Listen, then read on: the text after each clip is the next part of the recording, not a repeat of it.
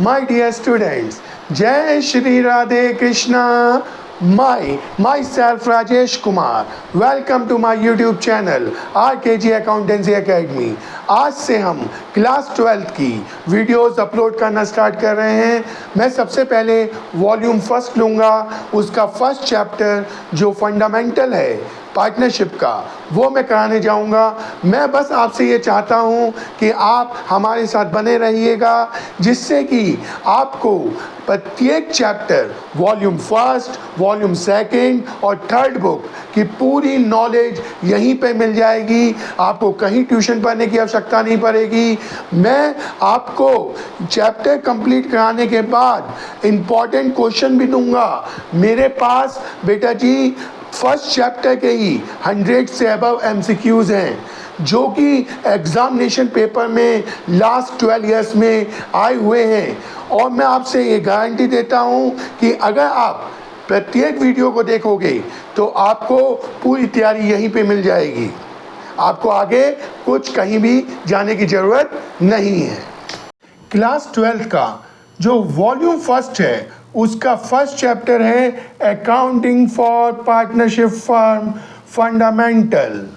बेटा जी मैंने आपको पहले भी बताया अभी स्टार्टिंग में कि इसमें से 6 से 7 मल्टीपल चॉइस क्वेश्चन 101% आते हैं, और उसकी नॉलेज आपको तभी मिलेगी जब आप मेरी सारी वीडियोस को ध्यान से देखेंगे।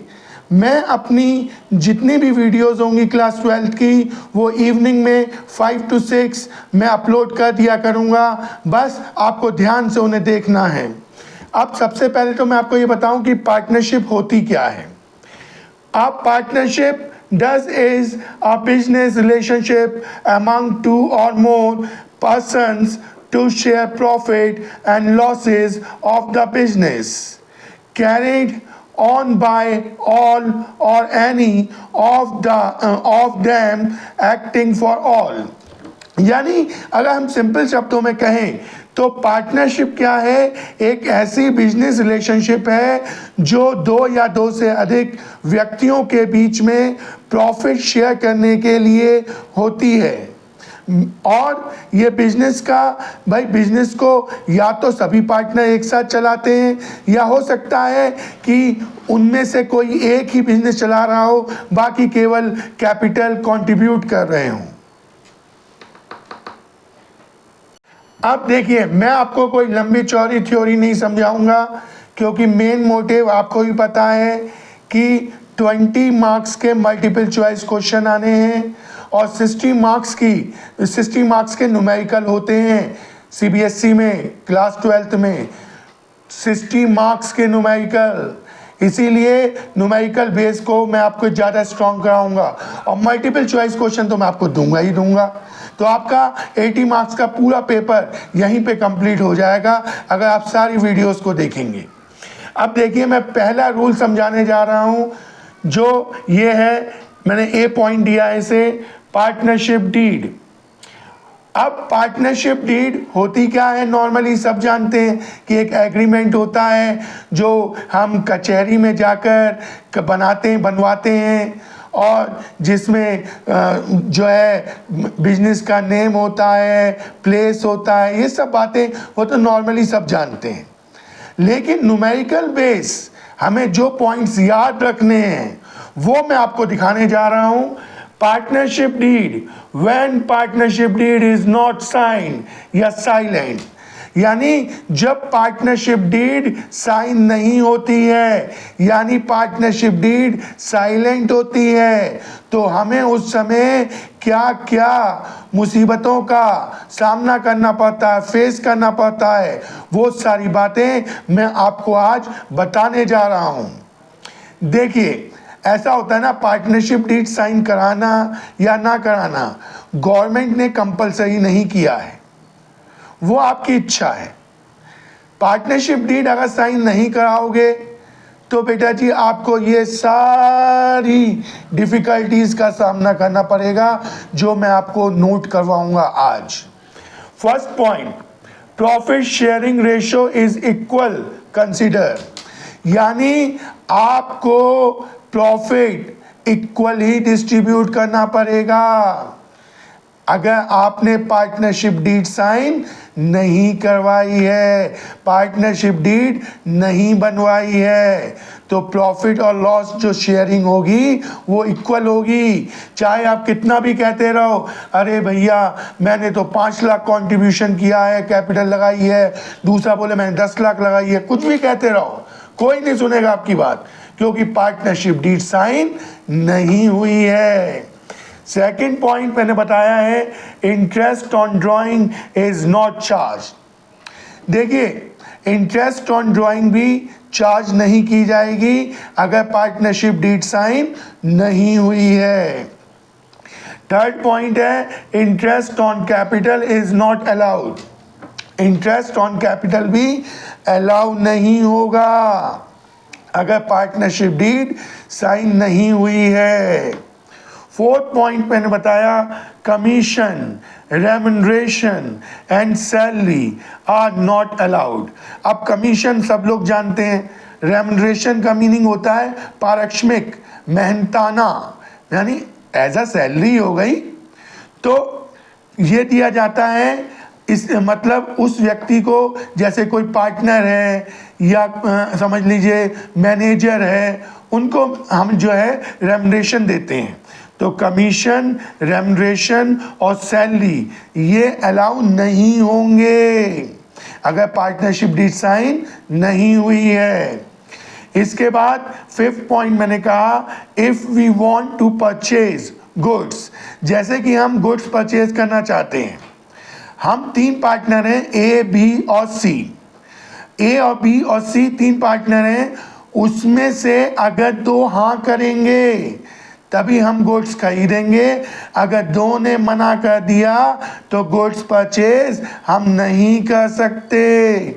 यानी यहाँ पर majority power of the partners should be, यहाँ पर मेजॉरिटी पावर होनी चाहिए पार्टनर्स की। यानी 3 पार्टनर हैं तो 2 की हाँ होगी तभी आप गुड्स परचेज करेंगे, अदरवाइज नहीं।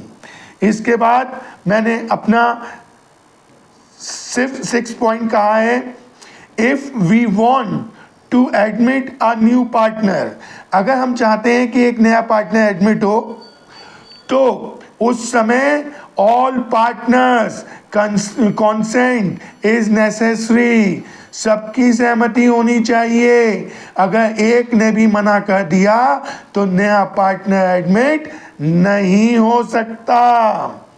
अब मैंने 7 पॉइंट बताया है, if any partner given loan to the firm, अगर कोई पार्टनर फर्म को लोन देता है, जिसे हम एडवांस भी बोल देते हैं।